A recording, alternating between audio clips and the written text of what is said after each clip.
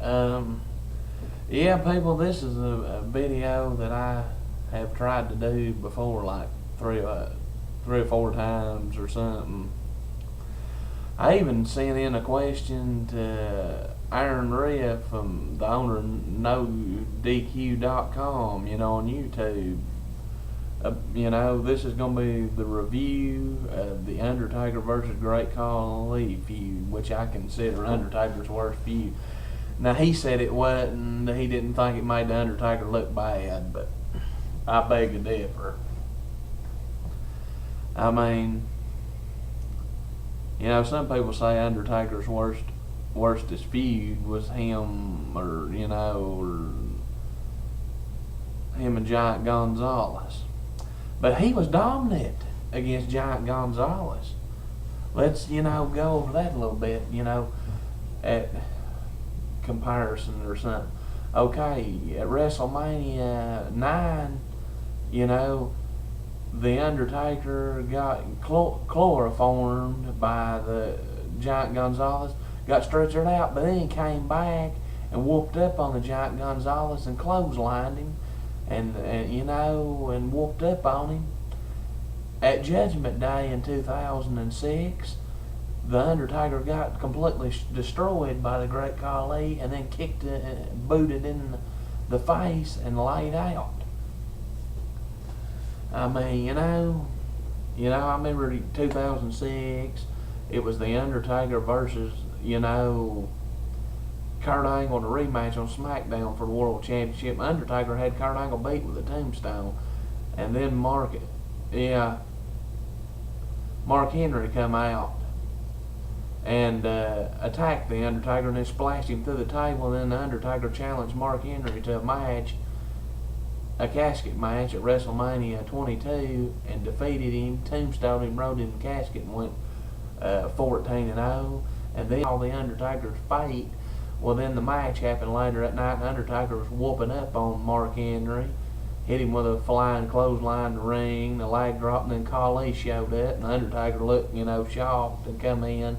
Undertaker hit Khali with a couple good shots to the face, but like it didn't phase him. Then he ripped the turnbuckle off the pad and slammed Undertaker head first into it, in the steel boat or whatever, and then head butted Undertaker in the back of the head, and then booted him in the face and stood over him like that, like Khali does.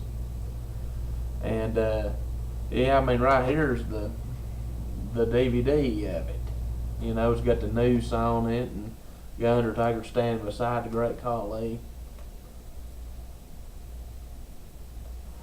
But and then, a week or two later, Theodore Long come up to Great Khali and told Khali that you have been challenged to a match at Judgment Day.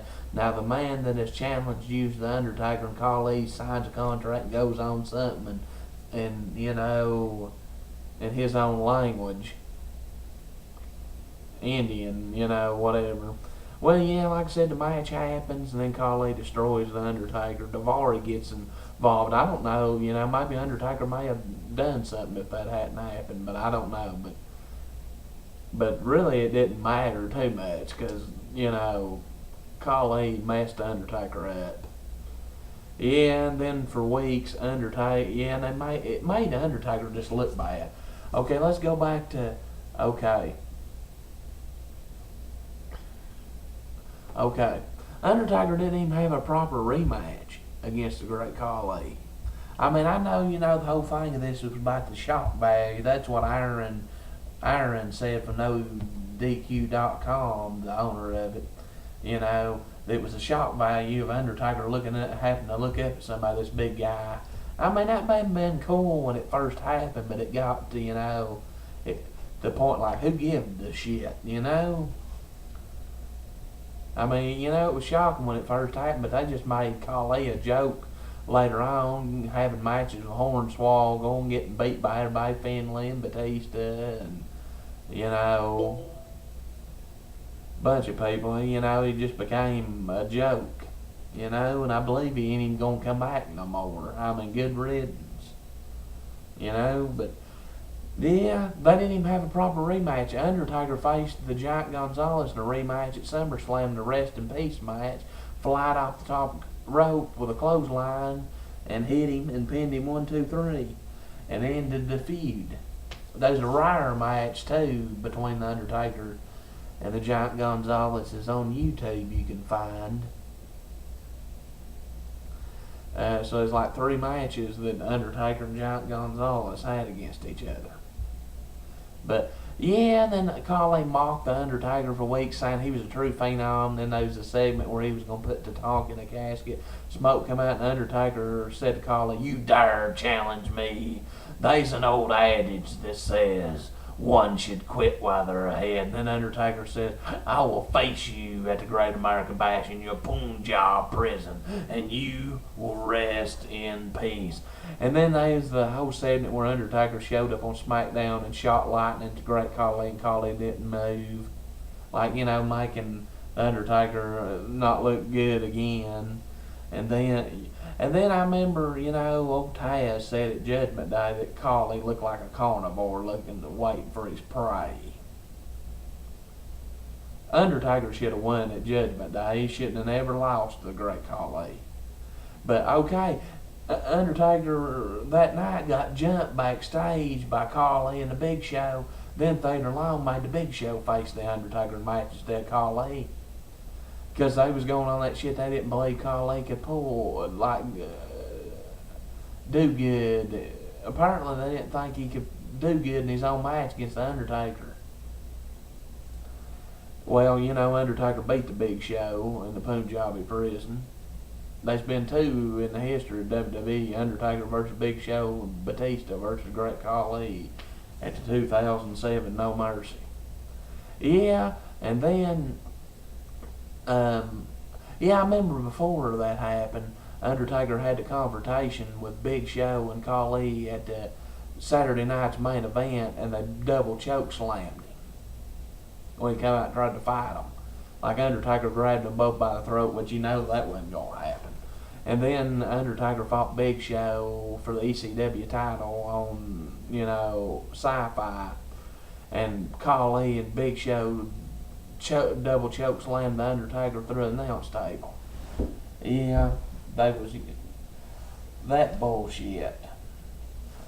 And then, like I said, the Undertaker, choke slammed Khali on SmackDown and challenged him to match at SummerSlam, a last man standing match. And then Khali and them didn't want to have nothing to do with it, saying they'd beaten the Undertaker and stuff. Or, well, I don't know if he choke slammed him at one time or not, but and I think he just clotheslined him out of the ring. They come out and attacked him, and then the second time they said that they'd already beat him. Then Undertaker come out and choke slammed him. Then they was running by Theodore Long saying they didn't want the match at SummerSlam. Then Theodore Long made it for next week on SmackDown. Oh, I forgot to show this. Yeah, right here, is the Great American Bash DVD set. Well, see, it's got the Undertaker and Khali on it. It should be Undertaker and the Big Show, because Khali, and it says Undertaker versus Big Show. Khali shouldn't be on the cover. That pay-per-view got messed up, because it was supposed to be Batista against Mark Henry, and then it wound up being Batista against Mr. Kennedy, and then Bobby Lashley was supposed to have been in a triple threat match with Finlay and William Regal, and they come up with some bullshit. Why, Bobby Lashley, so that pay-per-view really got messed up. Yeah, well, then the last man standing match happened on SmackDown. Undertaker whooped his ass good and bloodied him and beat him. And Khali had to have stitches after the match. It was like an exclusive thing. It was on WWE.com. Oh, that match was later put on this set right here, Undertaker's Deadliest Matches. It's on there, the last man standing match against Great Khali. Yeah, and then, this Khali became nothing to the Undertaker after that. I mean, but like I said, to me, it's just Undertaker's worst feud. Just made Undertaker look bad than it did, any other feud he had. Because, you know, he come out and got his revenge on Yokozuna in the rematch in the casket match. Or when King Mabel crushed his face, he beat him in a casket match. Or, you know, shit like that. Or he got revenge on King Kong Bundy and beat him at WrestleMania. You know, big guys like that. Or Kevin Nash beat him at WrestleMania. You know? Or, yeah, even Mark Henry. He always got revenge on Mark Henry. Like when Mark Henry attacked The Undertaker in 2007, Undertaker come back in Unforgiven and beat him. You know? And he beat him at WrestleMania, like said at the first of the video. But, yeah, But yeah, after that, you know, the Undertaker eliminated the Great Khali in the Royal Rumble twice. 2007, 2008, eliminated in Elimination Chamber in 2008 with a Hell's Gate. He beat him in a no-holds-barred match with the triangle choke before he started doing the Hell's Gate in 2007. It was a no-holds-barred match. It was leading into the Survivor Series 2007 match, the Hell in a Cell match for the world title against Batista, and he beat him in a match on SmackDown by disqualification because Big Show interfering. And then there's you know, and I think Undertaker and Kane beat the Great Khali, and oh, I know there's a clip that was on YouTube of a house show where the Undertaker and Kane double choke slammed the Great Khali, if you can find that. But yeah, and then there was a segment where old Vicky Guerrero and them stripped the Undertaker of the title, and Khali come out to try to take it from the Undertaker, and the Undertaker booted him in the face and put him in the Hell's Gate. Like I said, just Khali became nothing anymore. He became a jobber. You know, they didn't even put Great Khali in WWE 12. I mean, who gives a shit about the Great Khali? I mean, he was something when anybody first seen him, but like I said, he became a joke and then started having that gay-ass entrance music and, you know, didn't wear them black breeches no more, or some old funky-looking ones. I mean, like I said, he just became a joke. But to me, that's Undertaker's worst feud. Khali, don't you dare come back to the WWE. You will rest in peace. Take care, people. Bye.